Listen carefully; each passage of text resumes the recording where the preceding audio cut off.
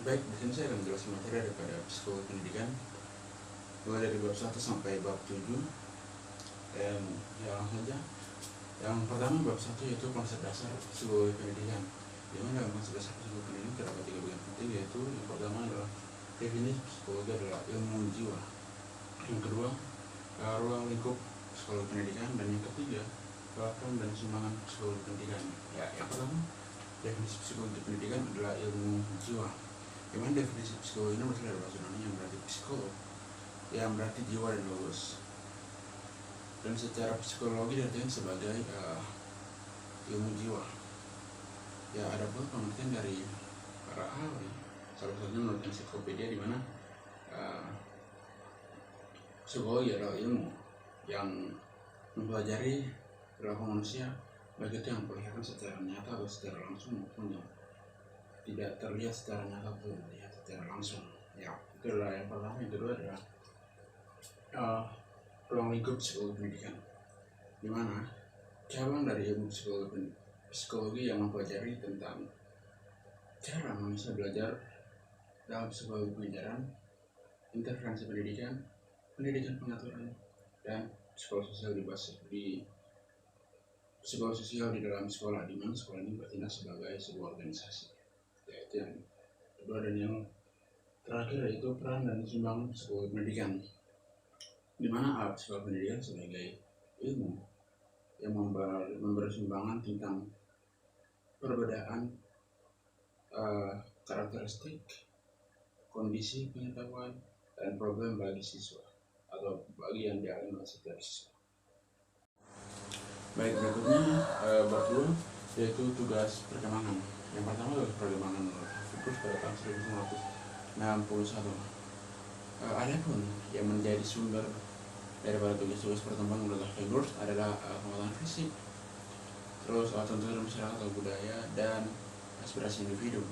Ya, pembagian tugas-tugas perkembangan untuk masing-masing fase, dimulai dari sejak fase bayi hingga fase lanjut atau fase tua, adalah masa bayi dan anak-anak, masa anak sekolah, masa remaja, masa awal dewasa, dan masa dewasa madya. Ya, itu yang pertama. Yang kedua yaitu tugas perkembangan Harlow pada tahun 1981, ya, dimana pada tugas perkembangan ini menyebutkan bahwa tugas-tugas perkembangan sebagai harapan sosial sehat setiap kelompok budaya yang mengharapkan anggotanya menguasai keterampilan atau teknik-teknik tertentu.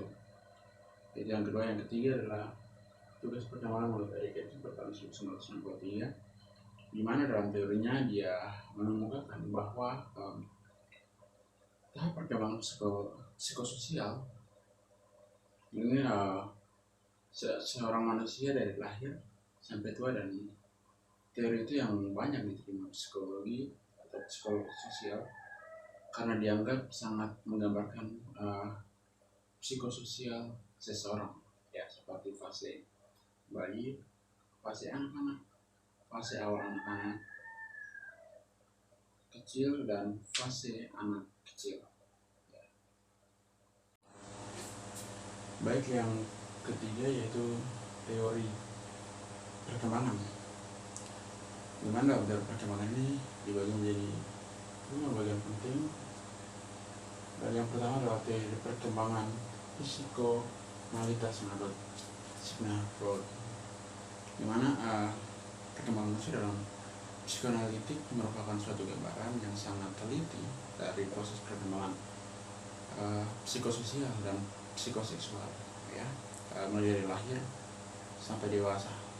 Teori perkembangan psikoseksual ini menurut Sigmund Freud adalah salah satu teori yang paling terkenal, tetapi juga salah satu teori yang paling kontroversial, ya. Freud percaya kepribadian yang berkembang melalui serangkaian tahapan masa anak-anak, di mana mencari kesenangan-kesenangan dari ide menjadi fokus pada area sensitif atau area sensitif seksual tertentu. Ya, itu yang A. Yang berikutnya yang B, yaitu teori perkembangan kognitif menurut Jean Piaget, ya. Di mana pendekatan ini berdasarkan asumsi atau keyakinan bahwa kemampuan kognitif merupakan sesuatu yang fundamental dan yang membimbing tingkah laku anak. Ya. Kunci untuk memahami tingkah laku anak terletak pada pemahaman bagaimana pengetahuan tersebut terstruktur dan sebagaimana atau dalam berbagai aspeknya. Ya, yang berikutnya bagian yang ketiga yaitu teori perkembangan belajar atau perilaku atau sosial menurut B.F.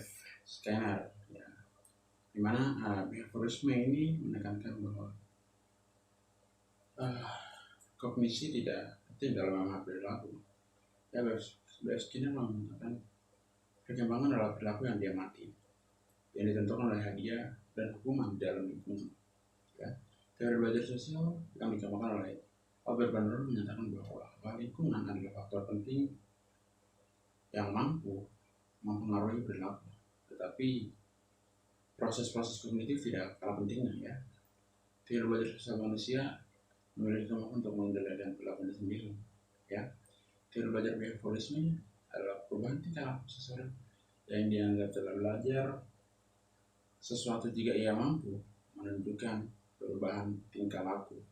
Ya. Baik, yang berikutnya yaitu yang B, teori perkembangan etologis menurut Erik Erikson. Ya. Melalui penelitian yang sebagian besar dilakukan dengan mangsa Albert. Baik, berikutnya yang bagian D yaitu teori perkembangan etologis. Ya, melalui penelitian sebagian besar yang dilakukan dengan angsa abu-abu Lorenz pada tahun 1965 mempelajari suatu pola perilaku yang dianggap diprogramkan dalam gen burung. Seekor anak angsa yang baru diteteskan tampaknya dilahirkan dengan naluri mengikuti induknya atau kata lain orang tuanya. Ya. Menurut Lorenz, konsep etologis untuk belajar cepat dan alamiah dalam suatu periode atau waktu yang kritis yang melibatkan kedekatan dengan laba yang melihat bergerak untuk yang pertama kalinya. Baik, dan yang berikutnya yaitu teori perkembangan ekologis menurut Uri Bronfenbrenner. Dengan dalam teori ekologi Bronfenbrenner menjelaskan ada 5 sistem lingkungan yang berpengaruh atau yang sangat penting. Yang pertama adalah mikrosistem, yang kedua adalah mesosistem, dan yang ketiga ekosistem, serta yang keempat makrosistem, dan yang terakhir adalah kronosistem. Ya. Nah, baik, berikutnya yaitu bab yang keempat, perbedaan individu. Dimana dalam perbedaan individu juga terdapat 3 bagian penting, yaitu yang pertama konsep dasar perbedaan individu, yang kedua adalah aplikasi keragaman individu, dan yang ketiga adalah aplikasi keragaman individu dalam pendidikan. Baik, yang pertama yaitu konsep dasar perbedaan individu, di mana teori perbedaan individu dalam psikologi yang dikembangkan oleh Heinlein pada tahun 1980 mengatakan bahwa sebuah perbedaan individu menyangkut mengenai variasi yang terjadi baik pada dalam aspek fisik dan juga psikologis. Perbedaan individu tersebut juga disatukan dalam sebuah teori Chaplin pada yang menyatakan bahwa sembarang sifat atau perbedaan kuantitatif dalam suatu sifat yang dapat membedakan suatu individu dengan individu yang lainnya. Ya. Dalam buku Perkembangan Pusat Didik karya Susanto dan B. Agung Hartanto mengkategorikan perbedaan individu sebagai berikut. Ya. Yang pertama itu perbedaan fisik, tingkat dan tinggi badan, berat badan, jenis kelamin, pendengaran, penglihatan, dan yang lainnya. Yang kedua, perbedaan sosial termasuk status ekonomi, status agama, hubungan keluarga dan suku serta ras. Ya. Yang ketiga, perbedaan kepribadian termasuk watak, motif, atau minat serta sikap. Dan yang terakhir yang keempat yaitu perbedaan kecakapan atau kepandaian. Ya. Baik, yang berikutnya yang B yaitu aplikasi keragaman individu. Ya. Makna perbedaan dan perbedaan individual menurut penelitian pada tahun 1980 menyangkut variasi yang terjadi baik variasi pada aspek fisik maupun psikologis. Ya. Adapun bidang-bidang dan perbedaannya yakni perbedaan kognitif, perbedaan kecakapan bahasa, perbedaan kecakapan motorik, perbedaan latar belakang, perbedaan bakat, dan perbedaan kesiapan belajar. Ya, itu adalah bagian B, dan yang berikutnya adalah bagian C yaitu aplikasi keragaman individu dalam pendidikan. Ya, di mana perbedaan individu sudah pasti akan berdampak pada tingkat kecepatan, metode, dan aktivitas siswa dalam belajar dan mengikuti proses pembelajaran yang dilakukan oleh guru. Oleh sebab itu, guru perlu memahami dengan baik kondisi dan karakteristik belajar siswanya tersebut. Ya, terdapat banyak program yang ada, namun perbedaan individu dalam belajar, program-program pengajaran dalam belajar, pasti program-programnya pengajaran berbasis perbedaan individu tersebut dirancang terutama berkaitan dengan tingkat kecepatan siswa dalam mengikuti proses pembelajaran. Namun demikian, yang paling dilaksanakan atau yang paling sering dilaksanakan adalah remedial learning atau pengajaran remedial dan pembelajaran percepatan atau accelerate learning. Baik, yang berikutnya itu bab 5 mengenai belajar dan pembelajaran. Yang pertama, hakikat belajar dan pembelajaran. Ya. Secara umum istilah belajar dimaknai sebagai suatu kegiatan yang mengakibatkan terjadinya perubahan tingkah laku dengan pengertian dan sedemikian. Maka pembelajaran dapat dimaknai sebagai suatu kegiatan yang dilakukan oleh guru sedemikian rupa sehingga tingkah laku peserta atau siswa didik dapat ke arah yang lebih baik. Ya, itu adalah faktor-faktor. Itu adalah hakikat belajar dan pembelajaran. Yang berikutnya yaitu faktor-faktor yang mempengaruhi belajar. Ya, belajar adalah proses atau aktivitas yang disyaratkan oleh banyak sekali hal-hal atau faktor-faktor yang mempengaruhi belajar. Contohnya adalah faktor internal, yaitu faktor yang ada di dalam diri individu yang sedang belajar, antara faktor jasmani, faktor psikologis, dan faktor kelelahan. Yang berikutnya yaitu faktor eksternal, yaitu faktor yang berasal dari luar individu atau yang berasal dari luar diri individu tersebut. Ya. Yang berikut yang ketiga yaitu teori belajar dan aplikasinya dalam pendidikan. Dengan tidak belajar behaviorisme atau behavioristik berpandang tentang belajar menurut aliran tingkah laku, tidak lain adalah perubahan dalam tingkah laku sebagai akibat dari tingkah interaksi antara stimulus dan respon. Ya. Teori yang berikutnya yaitu teori belajar kognitivisme, di mana dalam teori mengatakan bahwa belajar dilaksanakan secara individu merupakan teratur aktivitas mental dengan lingkungan hingga menghasilkan perubahan tingkah laku dan pengetahuan. Ya. Berikutnya teori belajar humanistik merupakan salah satu teori belajar yang paling abstrak antara teori belajar yang ada, karena teori ini lebih banyak membicarakan gagasan tentang belajar yang ideal atau yang paling ideal dari pada mempelajari apa yang bisa dilakukan dalam keseharian. Ya. Baik, berikutnya bab 6 yaitu evaluasi hasil belajar. Di mana dalam evaluasi hasil belajar terdapat 5 bagian, yaitu yang pertama konsep evaluasi hasil belajar, yang kedua yaitu sifat evaluasi hasil belajar, yang ketiga prinsip-prinsip evaluasi hasil belajar, yang keempat macam-macam alat evaluasi hasil belajar, dan yang terakhir yang kelima yaitu fungsi evaluasi hasil belajar. Ya, yang pertama konsep evaluasi hasil belajar. Di mana pada konsep evaluasi hasil belajar, menurut Dr. Zainal Arifin, itu adalah salah satu kompetensi yang harus dikuasai oleh pendidik, seperti evaluasi hasil belajar kompetensi.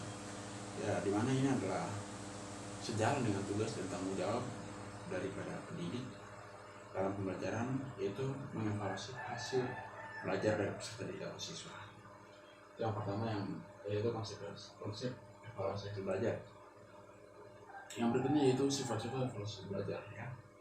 Dimana sifat-sifat evaluasi hasil belajar dalam pendidikan adalah sebagai berikut. Yaitu yang pertama yaitu kuantitatif, yaitu hasil evaluasi yang diberikan skor atau nilai dalam bentuk angka, misalnya 50, 70, 80 dan sebagainya. Ya, kuantitatif yaitu hasil evaluasi yang berikutnya yaitu kualitatif, yaitu hasil evaluasi yang diberikan dalam bentuk penjelasan verbal, misalnya memuaskan, baik, cukup baik, kurang, buruk dan sebagainya. Ya. Itu adalah sifat evaluasi belajar. Yang berikutnya adalah prinsip-prinsip evaluasi hasil belajar. Ya, pada prinsipnya evaluasi belajar ini sangat penting dilaksanakan dalam sistem pembelajaran, ya. Hal ini dikarenakan dengan melaksanakan evaluasi, kita dapat melihat atau mengetahui bagaimana tingkat keberhasilan yang dicapai dalam proses pembelajaran oleh siswa, yang nantinya itu akan menjadi indikator untuk meningkatkan pelaksanaan pembelajaran ke arah yang lebih baik lagi. Ya. Berikutnya yaitu macam alat evaluasi pembelajaran, macam-macam alat evaluasi hasil belajar. Ya. Alat evaluasi hasil belajar adalah serangkaian alat yang digunakan untuk melakukan proses evaluasi hasil belajar. Ya, alat evaluasi yang sering digunakan meliputi alat ukur beserta fungsi jawaban dan pedoman pada skornya. Dan satu alat evaluasi yang dikembangkan oleh dalam penelitian ini adalah soal tes ulangan beserta fungsi jawaban dan pedoman dan skornya. Ada beberapa istilah yang digunakan dalam pembahasan tentang evaluasi, yaitu pengukuran, penilaian, asesmen, dan apresiasi. Ya, apresiasi itu seperti memberi pujian. Dan yang berikutnya yaitu fungsi evaluasi hasil belajar. Mana fungsi evaluasi hasil belajar pada dasarnya terdapat 4 fungsi evaluasi pendidikan, yaitu yang pertama penilaian berfungsi selektif, yang berikutnya penilaian berfungsi diagnostik, yang ketiga penilaian berfungsi di-assessment, dan yang keempat penilaian berfungsi sebagai pengukur berdasarkan pada tahap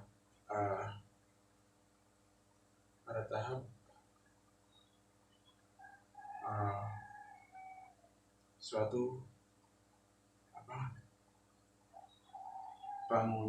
pembelajaran yang dilakukan dalam suatu pendidikan. Baik, itu adalah bab 6. Baik, berikutnya yaitu bab 7 mengenai diagnostik kesalahan belajar atau yang disingkat DKB. Yang pertama yaitu konsep dasar diagnostik kesulitan belajar. Ya, dunia pendidikan ini mengartikan diagnosis kesulitan belajar sebagai segala usaha yang dilakukan untuk memahami dan menetapkan jenis dan sifat kesulitan belajar. Selain itu, diagnosis kesulitan juga mempelajari faktor-faktor yang menyebabkan kesulitan belajar serta cara menetapkan atau menerapkan dan kemungkinan mengatasinya, baik itu secara kuratif atau penyembuhan maupun secara preventif atau pencegahan berdasarkan data dan informasi yang seobjektif mungkin. Ya, itu yang pertama. Bagian yang berikutnya yaitu langkah-langkah dari DKB, dimana yang pertama yaitu mengidentifikasi kasus kesulitan belajar, yang kedua identifikasi masalah, yang ketiga identifikasi faktor yang menyebabkan kesulitan pada proses belajar, yang keempat prognosis kemungkinan penyembuhan, dan yang kelima rekomendasi bagi pelaksanaan pemecahan. Ya, Itu yang bagian kedua. Yang berikutnya yang ketiga yaitu tindak lanjut daripada DKB. Mungkin pengejaran remedial merupakan salah satu tahapan 3 terutama adalah keseluruhan kerangka pola layanan bimbingan belajar serta merupakan rangkaian kegiatan lanjutan logis dari usaha diagnostik kesulitan belajar ya, belajar mengajar. Berikut ini terdapat beberapa langkah yang mendeskripsikan fungsi, tujuan atau sasaran dan kegiatan remedial kesulitan belajar, yaitu sebagai berikut. Di mana remedial kembali, di mana penilaian kembali kasus dengan permasalahannya. Langkah ini merupakan tahapan paling fundamental ya dalam pengejaran remedial karena merupakan alas utama langkah-langkah kegiatan berikutnya. Sasaran pokok langkah-langkah ini adalah yang pertama yaitu diferennya gambaran yang lebih definitif mengenai karakteristik kasus serta permasalahannya. Yang kedua yaitu diperlunya gambaran lebih definitif mengenai fasibilitas atau metode tindakan remedial yang direkomendasikan. Baik, sekian dari saya. Terima kasih dan